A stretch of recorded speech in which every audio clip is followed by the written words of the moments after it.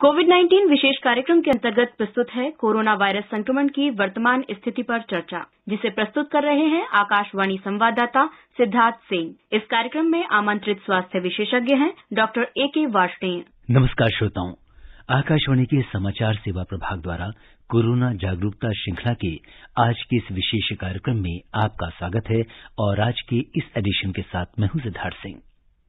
श्रोताओं, इस समय त्योहारों का मौसम चल रहा है। दीपावली का त्योहार भी नजदीक आ रहा है। बाजारों में रौनकें बढ़ने लगी हैं। हम सभी के अंदर इन त्योहारों को लेकर खासा उत्साह है और हम इसे जोर शोर से मनाने की तैयारी भी कर रहे हैं। लेकिन कोरोना के इस दौर में बदले हुए हालात में जिंदगी में बहुत सारे बदलाव आ गए हैं। अब हमें त्योहारों को मनाना है, लेकिन सभी एहतियातों के साथ। जरूरत है त्योहारों के सीजन में हमें खुद को सुरक्षित रखते हुए दूसरों को भी सुरक्षित रखने की। इसलिए हम आपसे यही कहेंगे कि आप मास्क लगाइए, 2 गज की दूरी बनाए रखिए और हाथ और मुंह साफ रखिए। अगर आप इन 3 बचाव के उपायों को अपनाएंगे तो निश्चित तौर पर हम कोरोना की इस जंग को जीत पाएंगे। श्रोताओं, आकाशवाणी पर हमारी यही कोशिश रहती है कि हम आपको सही और सटीक जानकारी दें। कोरोना को लेकर आपके मन में उठ रही शंकाओं और तमाम सवालों का जवाब देने के लिए हमारे आज के इस विशेष फोन इन कार्यक्रम में हमारे साथ हैं अटल बिहारी वाजपेयी आयुर्विज्ञान संस्थान और डॉक्टर राम मनोहर लोहिया अस्पताल नई दिल्ली के मेडिसिन विभाग में consultant doctor A.K. Varshney. Doctor Varshney, नमस्कार। कार्यक्रम में आपका स्वागत है। नमस्कार, धन्यवाद आपका। श्रोताओं, कोरोना से संबंधित सवाल हमारे आज के एक्सपर्ट से टोल फ्री नंबर 1800-11-5767 और 011-233-14444 पर पूछ सकते हैं। अगर आप सोशल मीडिया पर सवाल पूछना चाहते हैं तो आप हमारे ट्विटर हैंडल @AIR News पर #AskAIR पर अपने सवाल पोस्ट कर सकते हैं। डॉक्टर वार्ष्णेय, अगर देश में कोरोना की वर्तमान स्थिति पर एक नजर डालें तो कोविड-19 से स्वस्थ होने की दर 92.49% हो गई है और पिछले 24 घंटों के दौरान 49,000 से अधिक कोविड मरीज ठीक हुए हैं। हालांकि बीते एक दिन में 45,000 से ज्यादा नए मामलों की पुष्टि भी हुई है। इन दिनों कोरोना के नए मामलों में भी कमी आई है। आप देश में कोविड-19 की वर्तमान स्थिति को किस तरीके से देखते हैं? देखिए, यही एक दुविधा है, क्योंकि जब लोग सुनते हैं कि रिकवरी रेट 90% से ज्यादा है, 92% है जी, और केस कम होते चले जा रहे हैं, तो नेचुरली वो लापरवाही की तरफ बढ़ते चले जाते हैं। और जो जरूरी एहतियात रखने होते हैं, जो अभी आपने प्रोग्राम के शुरू में कहा कि हम मास्क पहने, अगर फिजिकल डिस्टेंसिंग बना के रखें और अपने हाथों को सैनिटाइज करें, वो कहीं ना कहीं कमी हो जाती है, क्योंकि वो कंप्लेसेंसी हो जाती है या लोग समझते हैं कि ये हल्का इन्फेक्शन है। परंतु मैं यहाँ सबको वही सावधान करना चाहूंगा कि देखिए, बीमारी अभी खत्म नहीं हुई है। अभी हमारे पास इसके लिए कोई इफेक्टिव दवा नहीं है, टीका भी नहीं है, इसलिए बचाव बहुत जरूरी है। और ज्यादातर ये बात ठीक है, रिकवरी रेट अच्छा है और मृत्यु दर भी जो है करीब 1.5% के करीब आ गया है। परंतु हमारा देश बहुत बड़ा देश है और इस देश में अब देखिए, आगे जो है त्योहारों का मौसम भी आ रहा है, सर्दियों का भी मौसम आ रहा है। ऐसे में जो है ज्यादातर रेस्पिरेटरी वायरस, जो सामान्य वायरस भी होते हैं, जैसे इन्फ्लुएंजा वायरस है या एडिनो वायरस है या और जो रेस्पिरेटरी वायरस है, वो सब एक्टिव हो जाते हैं। तो कोरोना वायरस भी एक तरीके का रेस्पिरेटरी वायरस है। हालांकि ये पहला सर्दी का मौसम होगा, लेकिन संभवतः ये भी एक्टिव होगा और केस और बढ़ेंगे। जब ये केस और बढ़ेंगे तो उसमें पैनिक आता है और जो हमारी स्वास्थ्य सुविधाएं हैं उन पर बहुत दबाव आ जाता है। और अगर वो 1-2-4% लोग भी अगर वो सीरियस हो जाते हैं और उनको ऑक्सीजन की या वेंटिलेटर की जरूरत पड़ती है, तो वो सुविधाओं पे बहुत दबाव आता है। इसलिए मैं सबको फिर यही कहना सलाह देना चाहूंगा कि इस बीमारी को बिल्कुल सावधानी लें, लाइट ना लें। और जैसा हम बार बार कह रहे हैं कि जब भी आप बाहर निकलने जाएं तो कोशिश ये करें कि अनावश्यक रूप से बाहर ना घूमें, अनावश्यक रूप से ना जाएं। हाँ, नेचुरली त्योहार आ रहा है, जरूरी खरीदारी के लिए भी जाना पड़ेगा, कुछ आ जाएं तो, लेकिन हमेशा मास्क पहन के रहें और जितनी दूरी पॉसिबल है वो रखें। और अगर आपके हाथ किसी गंदी वस्तु के पे लगते हैं तो अपने हाथों को जो है घर पे आके या तो साबुन और पानी से अच्छी तरीके से धो लें, या बाहर हैं और जहां साबुन पानी नहीं है तो अल्कोहल बेस्ड सैनिटाइजर अपने साथ ले जाएं, उससे हाथ साफ कर लें और कभी भी गंदे हाथों को अपने नाक, मुंह या आंखों पर ना लगाएं, क्योंकि वायरस उन्हीं के रास्ते हमारे शरीर में जाता है। तो अगर ये सब हम सावधानियां रखेंगे तो केस और भी कम होते चले जाएंगे और ये देश और हम सब इस जो भयावह महामारी फैली हुई है उससे कुछ हद तक अपने को पूरे देश के लेवल पर बचा सकते। जी। और डॉक्टर वार्ष्णेय, आमतौर पर त्योहार में लोग एक दूसरे के घर मिलने जाते हैं और दीपावली पर तो ये आम होता है। ऐसे में जब कोरोना के संक्रमण का खतरा बना हुआ है तो हमें किस तरह अपना बचाव करना होगा? मैं देखिए इस बार यही कहेंगे कि दीपावली हमारा सबसे बड़ा त्योहार होता है, खासतौर से भारतवर्ष, और नेचुरली हम एक दूसरे के यहाँ मिलने भी जाते हैं, परंतु इस समय चूंकि ये बहुत ही ज्यादा नई विपरीत परिस्थिति है तो कोशिश ये करें कि इस बार अपना जो है टेलीफोन के जरिए या और माध्यम से जो है एक दूसरे को बधाइयां दें, या किसी को मान लीजिए बहुत ज्यादा कुछ भेजना भी है किसी के यहाँ गिफ्ट, तो वो ऑनलाइन का सहारा भी ले सकते हैं। अदरवाइज सिर्फ जो है एक दूसरे को बधाइयां ही देना इस बार काफी रहेगा। सामाजिक मिलने जुलने को कम रखें इस बार, तो वो ज्यादा अच्छा रहेगा, क्योंकि देखिए हम कितना भी जब करेंगे, जब हम मिलेंगे जुलेंगे बहुत ज्यादा, तो वो जो हमारे एहतियात कम हो जाते हैं। जब हम घर में भी आते हैं तो फिर हम सब लोग मास्क उतार देते हैं, एक दूसरे से मिलते हैं। और चूंकि इस बीमारी की जो सबसे बड़ी एक जो सामने चीज नजर आ रही है वो है कि बहुत से लोग एसिम्प्टोमेटिक होते हैं। कहने का मतलब तो उनमें वायरस होता है लेकिन 40-50% में लक्षण कुछ नहीं होते। तो ऐसे व्यक्ति अपने को स्वस्थ मानते हैं और जो दूसरा व्यक्ति भी उनसे मिलने के लिए जो तैयार है वो भी मानता है कि ये स्वस्थ है। तो दोनों ही व्यक्ति जो एक सावधानी है कि दोनों ही व्यक्ति मास्क उतार देते हैं। तो उसमें क्या होता है कि जो व्यक्ति इन्फेक्टेड है लेकिन लक्षण उसमें नहीं है, वो दूसरे व्यक्ति को इन्फेक्शन दे जाएगा। और दूसरा व्यक्ति अगर उसकी इम्यूनिटी कम है या वो बुजुर्ग है या उसमें और डायबिटीज की बीमारी है या सांस की बीमारियां हैं, तो वो सीरियस हो सकते हैं। इसलिए कोशिश ये करें इस समय कि हम कम से कम मिलें और त्योहार को अपने घर में मनाएं और अपने मित्रों को, रिश्तेदारों को या उनको फोन पे ही बधाई देने की कोशिश करें। जी, जैसा कि डॉक्टर वार्ष्णेय बता रहे हैं कि त्योहारों को हम एक दूसरे से बिना मिले भी मना सकते हैं, वर्चुअल वर्ड के माध्यम से एक दूसरे को शुभकामनाएं दे सकते हैं और जो भी काम करें उसे बहुत एहतियात बरतते हुए करना होगा। और डॉक्टर वार्ष्णेय, त्योहारों के इस मौसम में खाने पीने की बहुत सारी वस्तुएं जैसे मिठाई और दूसरी चीजें हैं हम बाजार से खरीदते हैं। ऐसे में हमें खाने पीने की चीजें खरीदते समय किन बातों का ध्यान रखना होगा? देखिए, खाने पीने की चीजों से वैसे तो अभी जितनी भी रिपोर्टें आई हैं वर्ल्ड पर, किसी खाने पीने की चीजें जो स्वस्थ ढंग से बनी हुई है उससे इन्फेक्शन होने का डर नहीं रहता। लेकिन जो खाने पीने व्यक्ति आप कहीं पे जा रहे हैं और वो व्यक्ति जिससे आप खरीद रहे हैं वो अगर इन्फेक्टेड है या जो घर में आपके खाने पीने की व्यक्ति वस्तु ला रहा है और वो अगर इन्फेक्टेड है और अगर आप उसके संपर्क में आते हैं और अपने को सुरक्षा दोनों ने नहीं रखी हुई है तो इन्फेक्शन फैलने का डर है। लेकिन अगर खाना साफ सुथरा बना हुआ है और कहीं से भी है तो वो आप खा सकते हैं। खाने की वस्तु से जो है इन्फेक्शन फैलने का कोई भी खतरा नहीं। और डॉक्टर वार्ष्णेय, इस समय मौसम में बदलाव हो रहा है और हमारे गर्म कपड़े जैसे कोट, स्वेटर, जैकेट्स इनकी जरूरत पड़ने लगी है। इन गर्म कपड़ों को रोज धोना संभव नहीं है, तो हमें इनका इस्तेमाल किस तरीके से करना होगा? हाँ, देखिए ये बहुत ही अच्छा सवाल है, क्योंकि अभी भी देखिए जहां तक मैं जब आपसे बार बार कह रहा हूँ कि इन्फेक्शन हमेशा ड्रॉपलेट इन्फेक्शन से होता है। इसका ये होता है कि जो व्यक्ति संक्रमित है जब वो खांसता है, छींकता है, हंसता है या बहुत तेज बोलता है तो उसके मुंह से जो छोटी छोटी पानी की बूंदें निकलती हैं तो जिसको हम बोलते हैं उसमें वायरस होता है। तो अगर ये वायरस हमारे फिर जो है वो एक तो हवा में आता है तो उससे जो व्यक्ति सांस ले रहा है उसको जा सकता है, या फिर जो सरफेस है चाहे बाहर किसी व्यक्ति के कपड़ों पे आ सकता है, टेबल पे आ सकता है, मेज पे आ सकता है या जो वस्तु करता है। अगर वो मास्क लगाए हुए है जो व्यक्ति संक्रमित है तो काफी हद तक वायरस उस मास्क के भीतर ही रहता है और वो बाहर नहीं आएगा। तो अगर सारे ही लोग मास्क लगा के रखेंगे तो आपके कपड़ों को भी इन्फेक्टेड होने का या किसी वस्तु के इन्फेक्टेड होने का खतरा बहुत कम हो जाता है।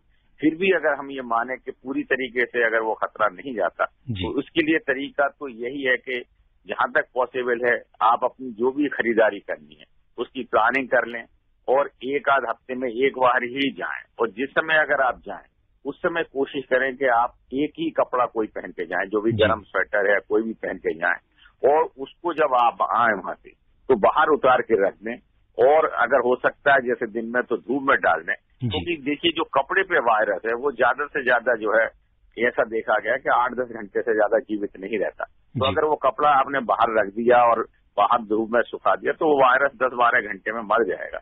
और फिर कभी भी आप जो है और फिर जब आप उस कपड़े को बाहर उतार के फिर अच्छी तरीके से अपने हाथ वॉश कर लें और फिर अपना घर में जा सकते हैं। और जो बाहर की खरीदारी के लिए आप एक ही कपड़ा चुन लें, जब भी अगर आवश्यक हो, खरीदारी करने तो जाना पड़ेगा, तो जब भी आवश्यक हो एक तो खरीदारी की प्लानिंग करके जाएं, मिनिमम से मिनिमम बाहर जाएं और एक ही कपड़े का इस्तेमाल करें, जिसको फिर जब बाहर से खरीदार आने के बाद अपना उतार के बाहर रख दें।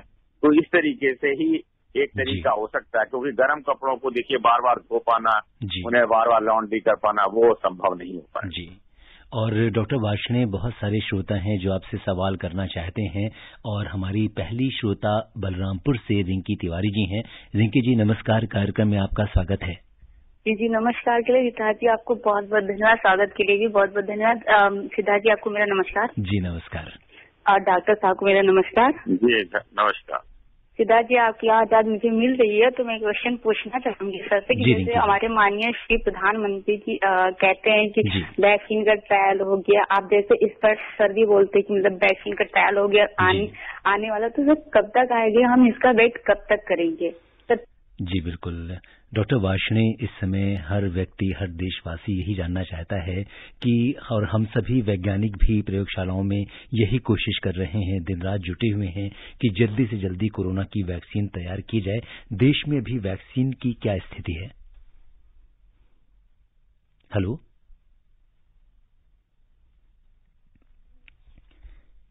जी, लगता है डॉक्टर वार्ष्णेय से हमारा संपर्क अभी नहीं हो पा रहा है।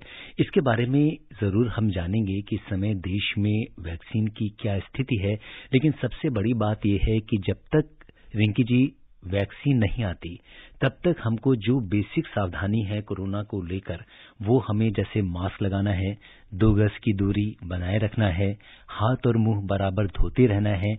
अगर इन 3 बातों का, इन 3 एहतियातों का अगर हम पालन करते रहेंगे तो निश्चित तौर पर, जैसे आजकल इन तीनों चीजों को हम सोशल वैक्सीन कहने लगे हैं, तो जब तक हम इस सोशल वैक्सीन का पालन करते रहेंगे तो वैक्सीन कभी भी आए, और जब वैक्सीन आ भी जाएगी तो भी कुछ दिनों तक हमें इसके बारे में पता नहीं होगा कि इसकी एफिकेसी कितनी होगी, कितना बचाव कर पाएगी। इसलिए ऐसे में हमको इन एहतियात का पालन करना होगा। और इस बीच डॉक्टर वार्ष्णेय हमारे साथ दोबारा से जुड़ चुके हैं कार्यक्रम में।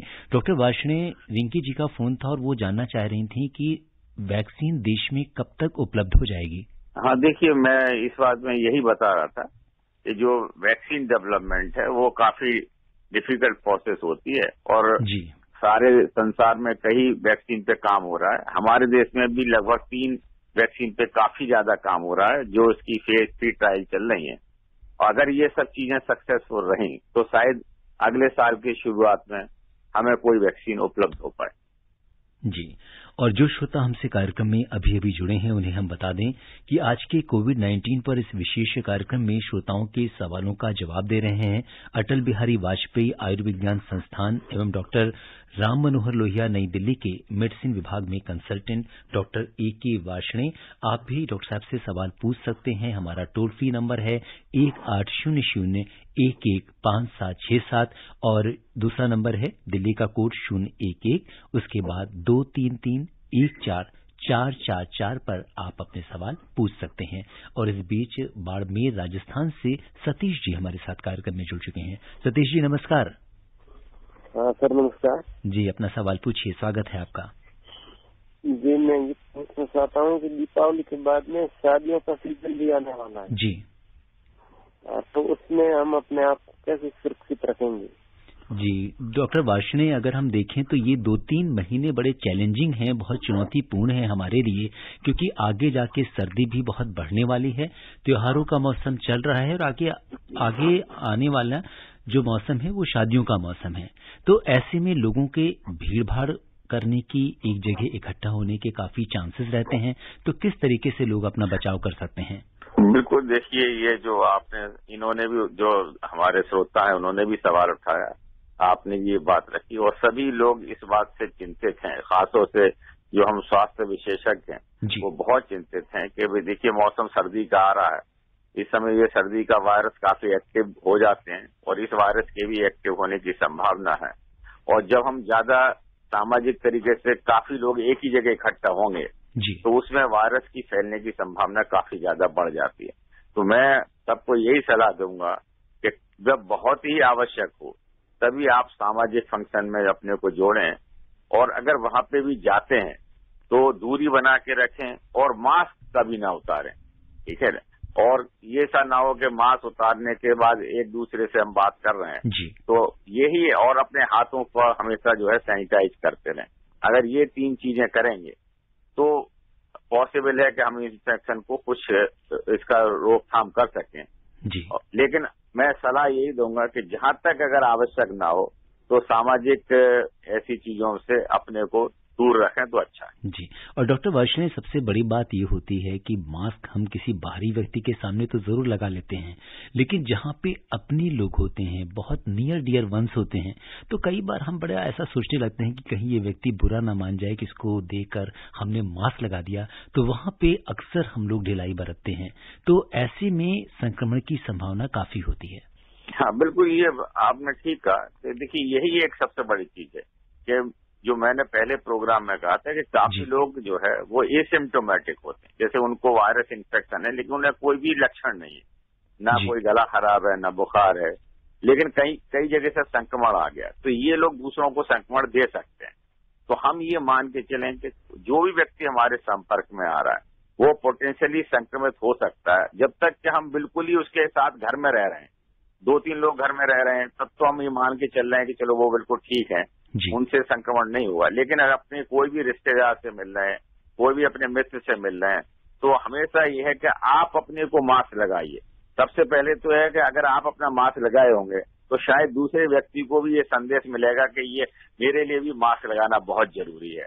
और अगर वो नहीं भी लगाया तो उसको पोलाइटली रिक्वेस्ट कर सकते हैं कि भाई मास्क लगा के रखिए और दूरी भी जितनी पॉसिबल बना के रखिए, और फिर भी हम बात कर सकते हैं, क्योंकि संक्रमण को रोकना बहुत ज्यादा जरूरी है। खासतौर से जो बुजुर्ग लोग हैं, जो 60-65 साल से ज्यादा उम्र के लोग हैं, या बहुत छोटे बच्चे हैं, या फिर जिनको बुजुर्ग लोगों को जिनको शुगर की बीमारी है, ब्लड प्रेशर की बीमारी है, हार्ट की बीमारी है, गुर्दे की बीमारी है, लंग्स की बीमारी है, ऐसे लोग तो फिर अपने को बहुत दूरी बना के रखें। और ऐसे लोग जहां तक हो कि वो बाहर के ऐसे जो फंक्शन है, सोशल फंक्शन, उनमें भी अपने को ना जाए तो अच्छी बात। और अब हम रुक करते हैं रीवा मध्य प्रदेश का, जहां से हमारे साथ राम जी गर्ग कार्यक्रम में जुड़ चुके हैं। राम जी नमस्कार। नमस्कार सर जी, और डॉक्टर साहब को राम राम। मैं खैर मझियार जिला रीवा मध्य प्रदेश से पंडित राम जी गर्ग बोल रहा हूँ। जी नमस्कार पंडित सर जी। बड़े अफसोस के साथ कहना पड़ रहा कि सार्वजनिक वाहनों से मार्केट जाना पड़ता है और बहुत कम लोग मास्क लगाते हैं, इसमें क्या किया जाए? और एक क्वेश्चन और है सर जी, त्योहारों शादी विवाहों का कार्यक्रम भी कुछ दिनों बाद आने वाला है जी, तो उसमें हम लोग वहाँ का खाना पीना नाश्ता कर सकते हैं या नहीं? जी डॉक्टर साहब, जहाँ तक मैंने अभी डॉक्टर साहब शादियों की तो आपने बात करी, लेकिन शादी में खाने पीने की बात नहीं हुई थी। तो ये राम जी ने ये सवाल उठाया है कि किस तरीके से जब हम इस तरह के फंक्शंस में जाएंगे, आयोजनों में जाएंगे, तो निश्चित तौर पर काफी लोगों का खाना बनेगा, तो वहाँ पर किस तरह की सावधानी? देखिए मैं पहले भी कहा था कि जो खाने से इन्फेक्शन नहीं फैलता जी, खासतौर से जो खाना अगर अच्छी तरीके से गर्म किया जा रहा है, अगर उसमें वायरस कोई भी होगा तो वो वायरस 70 डिग्री सेल्सियस पे जो है वो वैसे भी डेड हो जाता है जी। असली समस्या क्या होती है कि जो खाने को देने वाला है जी, अगर वो इन्फेक्टेड है और उसने मास्क नहीं लगाया तो आपको इन्फेक्शन उससे फैल सकता है। तो कोशिश ये करिए कि वहां पे सबको ये कहिए कि भाई जो भी हैं, जो इसको ऑर्गेनाइज कर रहे हैं, वो ये निश्चित करें कि जहाँ पे जो खाने बनाने वाले हैं और सर्व करने वाले हैं वो स्वस्थ हों, उनको कोई बुखार खांसी जुकाम ना हो। इसके अलावा वो जो है मास्क वगैरह पहन के ही खाना बनाएं और मास्क पहन के ही सर्व करें। और अगर आप गर्म खाना लेते हैं तो काफी हद तक मतलब वो सुरक्षित तरीके से आप खा सकते हैं। परंतु बार बार मैं यही कह रहा हूं कि टोटल सोशल फंक्शन, चाहे वो हमारे अपने घरेलू फंक्शन हो या सामाजिक फंक्शन हो या त्योहार हैं, अगर वो अवॉइड किए सकते हैं तो इस साल जरूर उनको अवॉइड करें। हो सकता है अगले साल तक हमें कोई वैक्सीन मिल जाए, फिर शायद हम लोग जो है और निश्चिंत हो सकेंगे और जिस तरीके से हम पहले अपने त्योहार या अपने फंक्शन मनाते रहे उसी तरीके से मनाने में कामयाब हों।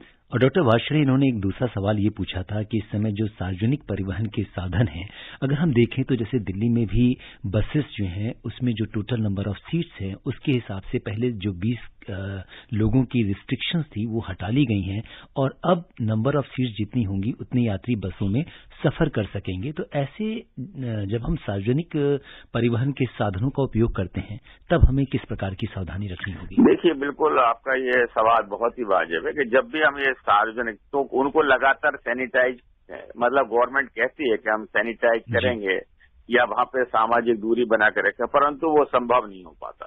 लगातार उनको सैनिटाइज कर पाना भी संभव नहीं हो पाता और वहां दूरी तो बनाना मुश्किल ही हो जाता, खासतौर से चाहे वो बस हो या हमारी मेट्रो हो या कोई भी सार्वजनिक वाहन हो, क्योंकि वहां इतनी आप 3 से लेकर 6 फीट की दूरी नहीं बना सकते। परंतु जो कुछ कर सकते हैं, अगर बहुत मजबूरी है तो एक तो यही है, मैंने बताया कि मास्क सब लोग जरूर पहन के रखें और जितना भी पॉसिबल हो एक दूसरे से हाथ ना मिलाएं, शारीरिक संपर्क में ना आए।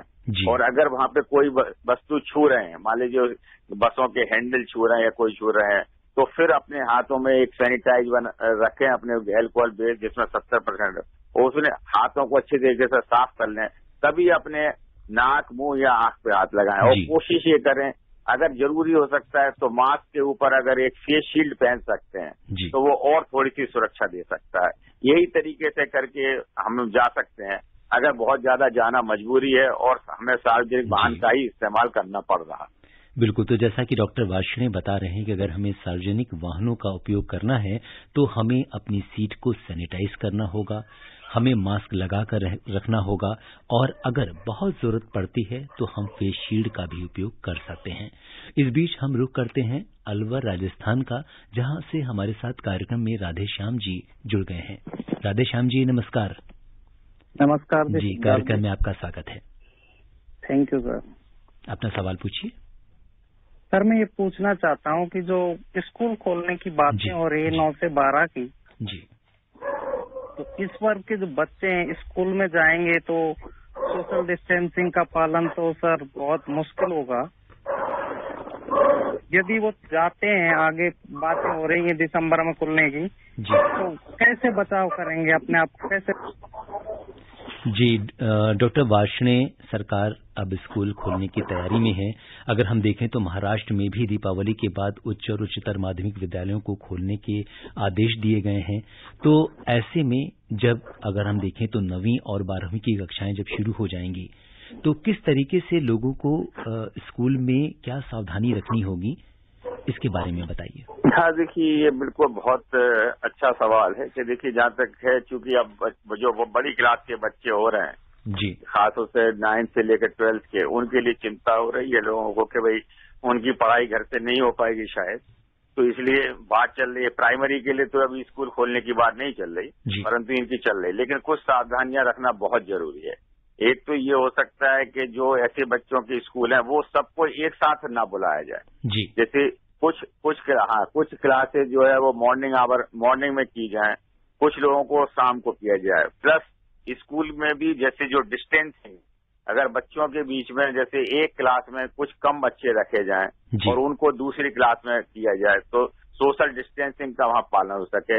हर बच्चे को जो टीचर है या वो जो प्रिंसिपल वगैरह हैं उनकी ये मतलब जिम्मेदारी हो कि भाई हर बच्चे को देखें कि वो मास्क लगा के बैठा हुआ है। तो यही एक तरीका हो सकता है जहां हम थोड़ा सा कैलकुलेटेड रिस्क लेके स्कूल खोल सकते हैं। परंतु जैसा आपने कहा कि बच्चे हैं, वो हो सकता है सामाजिक दूरी का पालन ना करें, हो सकता है मास्क ना लगाएं, हो सकता है हाथ की सफाई ना करें, तो उनमें इन्फेक्शन फैलने का खतरा जरूर ज्यादा है। और डॉक्टर वार्ष्णेय, ऐसे में जब हम स्कूल बैग्स रोज ले जाना पड़ेगा बच्चों को, तो उसे हम किस तरीके से सैनिटाइज करेंगे? हाँ, उसके लिए देखिए एक तरीका तो ये हो सकता है कि स्कूल जो है वहाँ पे कोई अपना टनल टाइप की, जैसे यूवी टनल बना सकते हैं जी। तो उसके द्वारा बैग को डाल सकते हैं, तो वहां से जो है वो बैग जैसे उसके थ्रू पास होते हैं। खासतौर से जैसे आपने देखा जो मेट्रो में जाते हैं या एयरपोर्ट पे जाते हैं या कहीं पे जैसे रेलवे में जाते हैं, हम सामान को आगे भेजते हैं तो वो सामान जो है यूवी टनल से भेजा जा सकता है, इसको वो सैनिटाइज हो सकता है बस्ता। तो ये एक तरीके अपनाया सकता है, क्योंकि फिजिकली उनको सैनिटाइज करना वो बहुत डिफिकल्ट है। जी। और अब हम रुक करते हैं मध्य प्रदेश में राजगढ़ का, जहां से हमारे साथ कार्यक्रम में राम नरेश जी जुड़ गए हैं। राम नरेश जी नमस्कार। नमस्कार, कटारिया खेड़ी, जिला राजगढ़, मध्य प्रदेश से मैं राम नरेश बोल रहा हूं। डॉक्टर साहब नमस्कार जी। मेरा प्रश्न ये है कि क्या है कि हम सभी लोग, आम लोग क्या है, अपनी सेविंग दाढ़ी के लिए बनाने के लिए हम दुकान में नाई के पास जाते हैं। जी जी जी जी। तो उसमें क्या होता है कि जब नाई हमारी सेविंग करता है, दाढ़ी बनाता है, तो कुछ चेहरा धोने के बाद कपड़े से वो हमारे चेहरे को साफ करता है जी। तो हमारा प्रश्न ये है कि क्या हम दाढ़ी बनाने के लिए नहीं जाना चाहिए सार्वजनिक दुकान पर? हेलो जी, डॉक्टर वार्ष्णेय, जैसा कि ये सवाल पूछ रहे हैं, अभी डॉक्टर वार्ष्णेय से हमारा संपर्क नहीं हो पा रहा है। इस समय किसी भी सैलून में एक बहुत इम्पोर्टेंट जगह होती है कि जहाँ पे हम उनको लोग जाते हैं और वहाँ पर चूंकि बहुत क्लोज कांटेक्ट होता है तो ऐसे में हमें बहुत एहतियात बरतने की जरूरत होती है। सबसे पहली बात तो ये होती है कि जो व्यक्ति हमारा बाल काट रहा है या हमारी शेविंग कर रहा है, उस व्यक्ति ने प्रॉपर प्रोटोकॉल फॉलो किया है कि नहीं, हमारी सीट जिस पे हम बैठे हुए हैं वो उसने सैनिटाइज की है कि नहीं, हमारे हाथ सैनिटाइज हैं कि नहीं, उसने फेस शील्ड लगाया है कि नहीं, इसके साथ मास्क जरूरी है लगाना, साथ में ग्लव्स का भी प्रयोग उसे करना होगा। तो सरकार के दिशा निर्देश हैं, जब हम किसी सैलून में जाते हैं तो वहां पे हेयर कट करने के लिए या हमें शेव करने के लिए हमें इन दिशा निर्देशों का पालन करना होता है। और इस बीच डॉक्टर वार्ष्णेय दोबारा हमारे साथ जुड़ चुके हैं। डॉक्टर वार्ष्णेय, आपसे जानना चाहेंगे, हमारे श्रोता का सवाल ये था कि जब हम किसी सैलून में जाते हैं तो वहां पे बाल कटवाने के लिए या शेविंग कराने के लिए तो हमें किन सावधानियों को रखना होता है? हाँ, देखिए, अगर सैलून में जाते हैं तो एक तो ये करिए कि सैलून अच्छा हो और उसको कहिए कि जो बार बार सैनिटाइज करे, प्लस जो बार बार आपके बाल काट रहा है वो अच्छी तरीके से, अगर जो अच्छे सैलून वाले हैं वो पीपी किट पहन के रहते हैं और अपने जो है मास्क लगा के रहते हैं, फेस शील्ड लगा के रखते हैं, हाथों में ग्लव्स वगैरह पहन के रहते हैं। इसके अलावा जो उनके इंस्ट्रूमेंट वगैरह होते हैं उनको एक कस्टमर के जाने के बाद पूरी सीट को सैनिटाइज करते हैं। जो उस कस्टमर को पहनाने वाली डिस्पोजेबल आजकल सीट्स वगैरह आती हैं वो उसको पहनाते हैं और जितने भी उनके इंस्ट्रूमेंट है उनको अच्छी तरीके से जो है सैनिटाइज करते हैं। तो इस तरीके से ही, और प्लस आप खुद भी मास्क लगा कर रहे हैं, तो अगर हम सब ये एहतियात बरतेंगे तो शायद हम सैलून का इस्तेमाल कर पाएंगे और इन्फेक्शन से बच सकेंगे। बिल्कुल। और श्रोताओं, समय इजाजत नहीं दे रहा कि हम इस चर्चा को आगे बढ़ाएं। डॉक्टर वार्ष्णेय, आप कोविड-19 के इस विशेष कार्यक्रम से जुड़े और आपने श्रोताओं के तमाम प्रश्नों का उत्तर दिया, आपका बहुत बहुत धन्यवाद। जी धन्यवाद। श्रोताओं, आज के अंक में बस इतना ही। चलते चलते आपसे यही कहेंगे कि आपको डॉक्टर वार्ष्णेय ने कोरोना से बचाव के लिए जो भी सलाह दी है आप उनका पालन करते रहिए और जब भी आप घर से बाहर निकलें मास्क लगाएं, 2 गज की दूरी बनाए रखें और हाथ और मुंह साफ रखें। साथ ही कोरोना के इस दौर में बदले हुए हालात में आप अपना हौसला यूं ही बनाए रखिए। त्योहारों का मौसम है, जब भी अगर आपको जरूरी है तभी आप बाजार जाइए, अगर आप जा रहे हैं तो सभी एहतियात का पालन करते रहिए और जब भी मेरा ख्याल आए अपना बहुत बहुत ख्याल रखिएगा, यही कहना चाहेंगे। इसी कामना के साथ दीजिए मुझे अनुमति। नमस्कार। कोविड-19 विशेष कार्यक्रम के अंतर्गत अभी आप सुन रहे थे कोरोना वायरस संक्रमण की वर्तमान स्थिति पर चर्चा, जिसे प्रस्तुत कर रहे थे आकाशवाणी संवाददाता सिद्धार्थ सिंह। इस कार्यक्रम में आमंत्रित स्वास्थ्य विशेषज्ञ थे डॉक्टर A.K. वार्ष्णेय। ये कार्यक्रम आकाशवाणी के समाचार सेवा प्रभाग द्वारा प्रस्तुत किया गया। इसे आप हमारे mobile app news on AIR पर भी सुन सकते हैं। इस कार्यक्रम के संबंध में अपनी प्रतिक्रिया आप हमें ईमेल कर सकते हैं। पता है airnsdtalks@gmail.com। ये कार्यक्रम फिर से सुनने के लिए लॉग ऑन करें हमारी वेबसाइट newsonair.com।